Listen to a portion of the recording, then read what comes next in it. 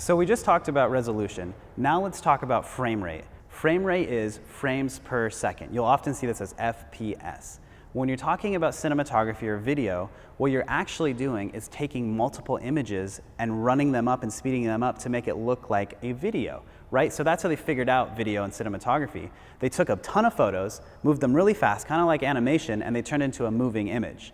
So what's the aesthetic, or what's the amount of frames that needs to pass in front to make it look good? Well, it was kind of set up back in the early 1900s that 24 frames per second was sort of the standard that moved well to the eye, as well as their mechanical machines in the old film cameras.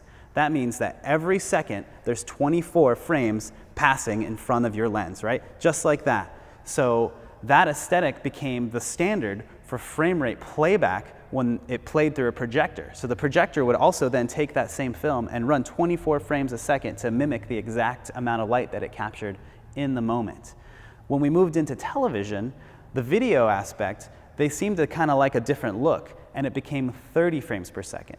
Generally, most TV, when TV started, and newscasts would project and would also film at 30 frames per second, which gave you 6 more frames, which I think is kind of odd, you're probably thinking, but it makes it a different look. Like if you look at a television and you go watch a movie in the theater, there's definitely a different look, and you can kind of tell the refresh rate or the reality rate is a little slower in movies, and that's because the frame rate is 24 versus 30. When you watch a CNN newscast, that's at 30. So you can kind of see the difference as far as look. And it's kind of hard to explain, you kind of have to look at it. I think you'd understand when you're looking at it.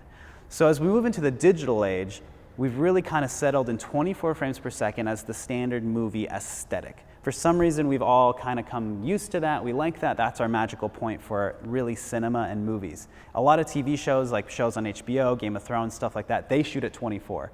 So you can kind of tell the difference between a sitcom, which would shoot at 30, versus a film that shoots at 24.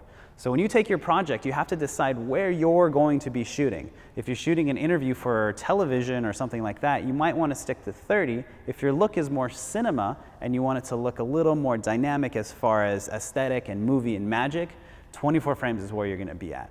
So let's talk about your digital camera. You need to go and find the selection to do that. A lot of cameras, smaller DSLRs, will actually shoot at true 24 frames per second. But because of digital numbers and ones and zeros that I'm not going to get too deep into, it's also referred to as 2398 or 23976, which could really means it's dropping a little tiny frame, but we'll get into that maybe some other time. So if you're looking for 24, it could be under 2398 or true 24. All cameras are different. You might not know what your camera is, so you have to look and make sure that you select one of those. The same goes for 30 frames per second. If your camera will do true 30, select that. If it won't do true 30, it'll probably say 2997. So you'll have to pick one of those and decide which one. 2997 and 30 frames per second are the same thing as far as you're concerned, as far as digital goes. Just make sure you're consistent across the board. If you're going to shoot in one frame rate, you need to stay on that frame rate unless you're going to do some slow motion stuff. We'll get to that in a second. But you need to stay on that frame rate, and your post workflow also needs to reflect that. So when you're editing, you need to make sure your time is set up as the frame rate that you shot on. Now, if you want to do slow motion, there are other frame rates. When you take 24 or 30 and you try and slow it down, you're going to see a little skipping digitally. You might see some artifacts and stuff like that. That's because there's just not enough frames to show the slowing down. And you're taking images and you're slowing them down, so you'll start to see that kind of tick because there's just not enough frames. So how would you shoot slow motion? You need to add more frames in so that when you slow it down and you're playing it back at 24, you see those added frames to keep that nice kind of fluid movement. So there's a couple of standard steps as far as frame rate goes. The next step from 24 would be 60 frames per second. And really at that point, you're adding in more frames so that when you slow it down, you see those extra frames and you can see that nice buttery movement. 60 frames per second or 5994 is really those two standards, digital and true 60. So if you pick that, you have to then take that image you're shooting at, that frame rate. In post, you want to slow that down and interpret it or look at it as if it was 24. So you shoot in 60 to get that extra frames, but then tell the computer and the TV to look at it at 24. And that will really affect and give you a nice, smooth slow motion.